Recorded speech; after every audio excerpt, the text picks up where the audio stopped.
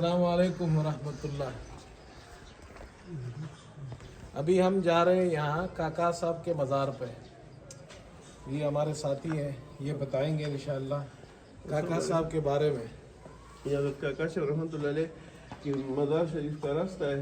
इसके ऊपर जो है वो लंगर खाना है और ये इमारत जो है इसमें अभी तो मुरम्मत हुई है, लेकिन बाकी जो तकरीबन 200 साल पुरानी है। हाँ, 200 साल पुरानी इमारत है ये। और काका साहब रहमतुल्लाह अलैह जो थे उनका इंतकाल जो थे वो 1063 हिजरी में हुआ था और हुसैनी सादात खानदान से उनका ताल्लुक़ था। 23वीं पुष्ट पर उनका शजर नसब जो है वो हुजूर सल्लल्लाहु अलैहि वसल्लम के साथ जाकर मिलता है। और ये बुखार और ताशकंद और इसी तरह अफ़गानिस्तान से होते हुए इनके बुजुर्ग जो है वो यहाँ तक पहुँचे हैं। इनका तरीका इसी तरह था कि जहाँ पर वालिद साहब का इंतकाल हुआ था तो वो उसी गदी पर ही नहीं बैठते थे, उनसे कूच करते थे, फिर वहाँ पर बैठकर तसव्वुफ़ के ज़रिए से दीन पे लाते थे। और ये आप देखें ये मस्जिद है, ये छोटी सी औरंगज़ेब बादशाह ने बनाई है। औरंगज़ेब बादशाह ने बनाई है, उसी ज़माने की है। इसके बीच में एक हौज़ भी हुआ करता था, लेकिन अभी तो वो इन लोगों ने बंद किया है, इंतज़ामिया वालों ने। और ये आसार एक बिल्डिंग जो है ये मौजूद है, छोटी सी मस्जिद है, बहुत खूबसूरत। अंदर से भी अगर आपके पास फिर वक्त होगा तो इंशाल्लाह अंदर से भी देखेंगे। ये लंगर खाना है, यहाँ पर मेहमानों को खाना मिलता है और रिहाइश के लिए भी कमरे हैं। ये देखिए जी लंगर खाना। अस्सलाम वालेकुम। और रिहाइश के लिए लिखा हुआ है ये लंगर खाना। और ये मतबख है, ये मतबख है।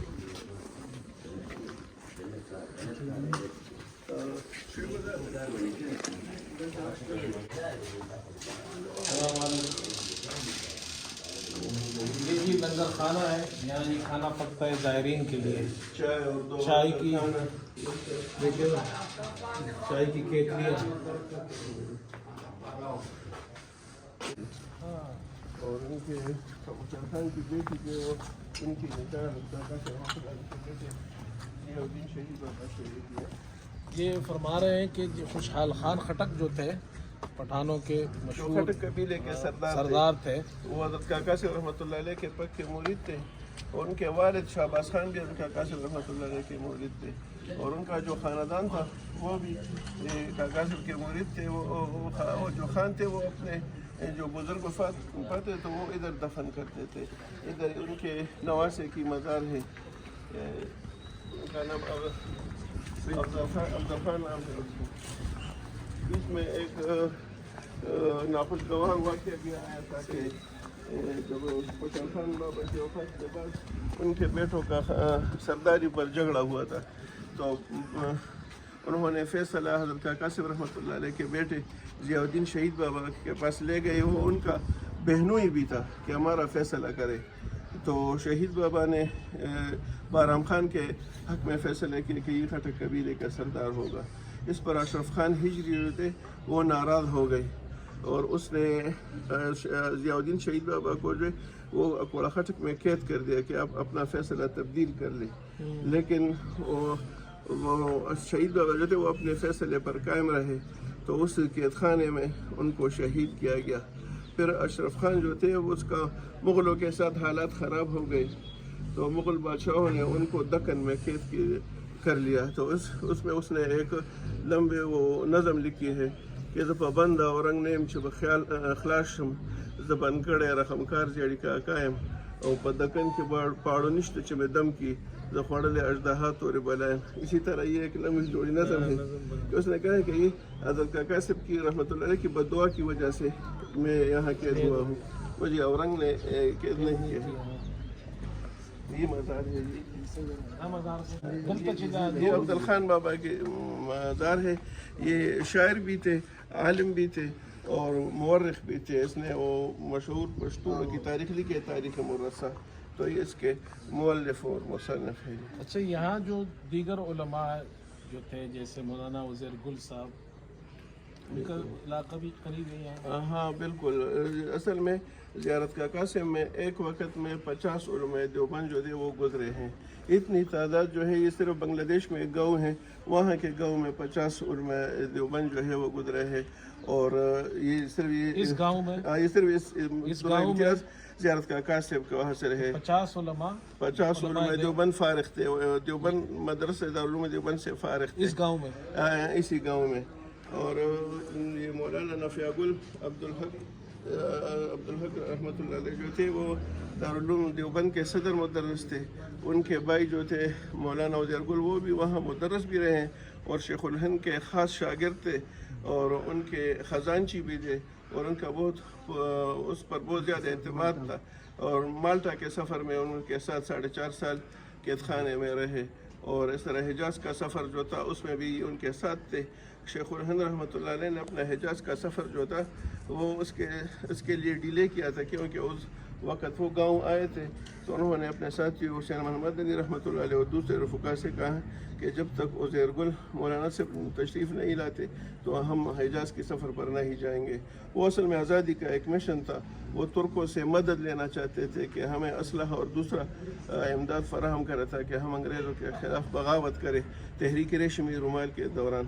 تو جب وہاں گئے تو وہاں شریف مکہ نے بغاوت کر دی سلطنت عثمانیہ سے, اور وہ انگریزوں کے ساتھ مل گئے.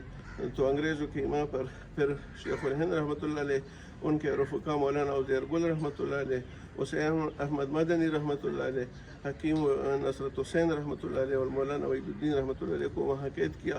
پھر مالٹا کے قید خانے میں ان کو 4.5 سال قید بامشقت کی سزا دی, اور پھر اس کے بعد وہ رہا ہوئے.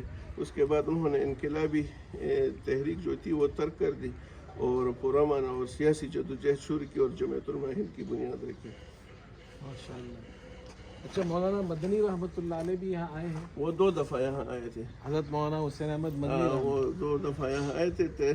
ایک غالباً جمعیت علماء ہند کی وہ تاسیس تھا تو پشاور میں اس کا اجلاس تھا, تو رات گزارنے کے لیے مولانا عبدالحق نافع صاحب کے ساتھ ادھر ٹھہرے تھے.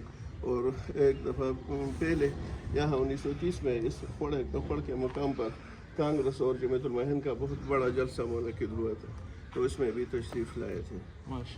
اور ان کے وہ خطوط ان کے وہ تحریک کے سلسلے میں جب وہاں انگریز ان کو پکڑ شروع کی تو وہ سب یہاں آئے تھے, اور ان کے خطوط اور دوسرے جو ہے وہ بھی بند ناچس کے ساتھ محفوظ ہے. اگر آپ دیکھنا چاہیں تو آپ کے پاس ہے؟ ہاں بالکل جی موجود ہے. محمد علی رحمۃ اللہ علیہ کے خاص شاگردوں میں تھے آپ کے والد صاحب. ہاں, مولانا حکمت شاہ, ان کا نام تو 50 کتابوں کے مصنف اور مؤلف ہے.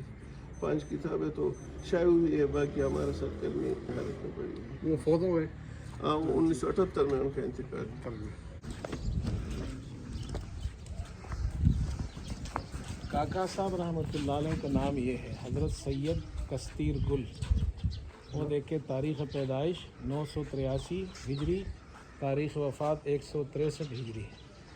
یہ مسجد ہے ان کی, یہ اذان کے لیے چبوترا تھا.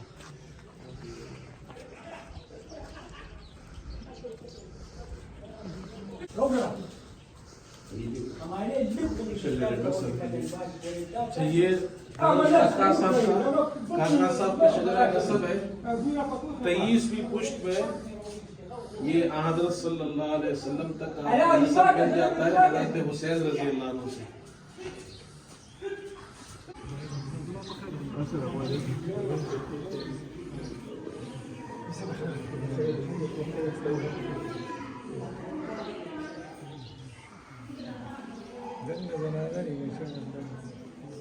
یہ بیٹے کا